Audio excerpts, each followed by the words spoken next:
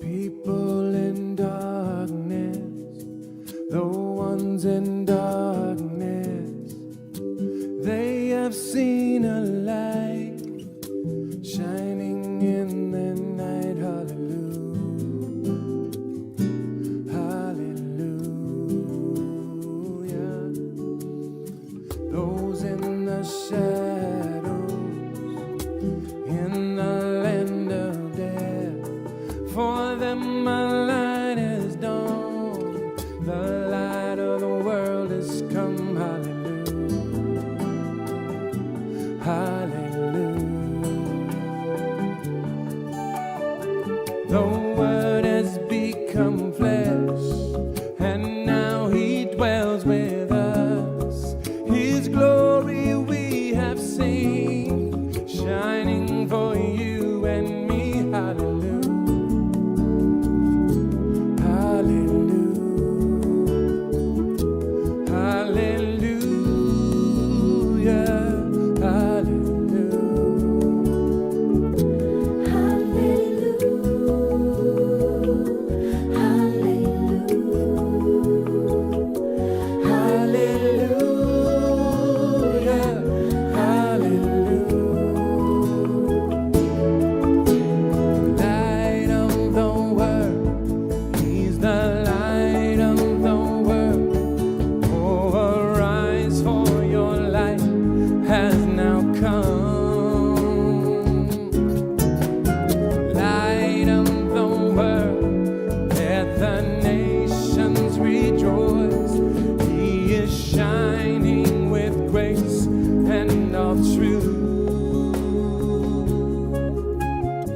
Our sins and griefs He bore, the sting of death no more. Darkness now lost in light, the dawn of His grace now bright. Hallelujah,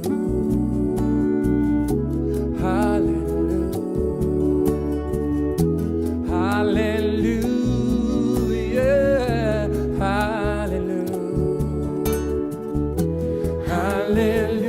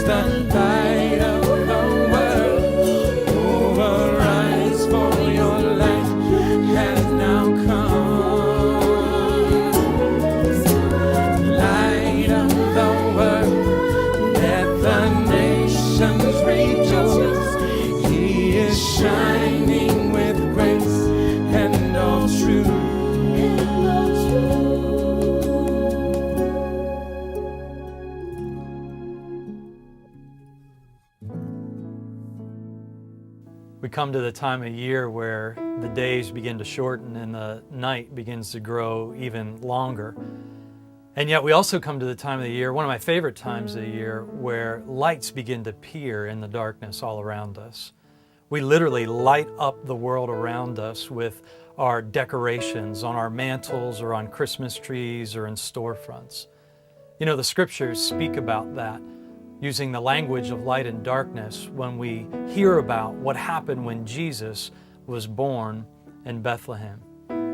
I live in Los Angeles now, but I grew up in western Pennsylvania, which is filled with both deep woods and dark caves. And those two different settings gave me two different experiences of light and darkness. The first was something we called as a boy flashlight tag. And in flashlight tag, there was always somebody who was it, and the rest of us would scatter off into the woods, and he would take a flashlight, a powerful light, and come into the woods looking for us. And we would try to hide in the darkness. The darkness was our friend. And if the light shined on us, then he would capture us and take us off to the little prison that we had in the game that we were playing. And so in that setting, the light was not our friend. But in another setting, in Bear Cave, one time I was a high school student, and we went with a counselor to camp deep down into the cave, about 200 feet underground. Darkness like you can never imagine. You couldn't even see your hand in front of your face. And he took all of our flashlights, and we sat there, and now we realized darkness was our enemy. One false move and we'd be injured. One false step and we could slide down a crevice. And then all of a sudden he reached into his pocket and pulled out a lighter and lit it. And that small little lighter lit up the whole cave. And now we ran to be close to the light, to its comfort, to its guiding light as he led us back through the cave up to the surface where we belonged. You know, the scriptures, when they speak about Christmas time, they talk about light and darkness, and a decision needs to be made about what we think about the light. Do you think the light has come to condemn and capture you? Or do you believe that it's come to comfort and heal and lead you? Thankfully, the Bible doesn't leave us on our own. In Luke chapter 1, it says this: "Because of God's tender mercy, the light from heaven is about to break upon us, to give light to those who sit in darkness and the shadow of death, to guide us in paths of peace."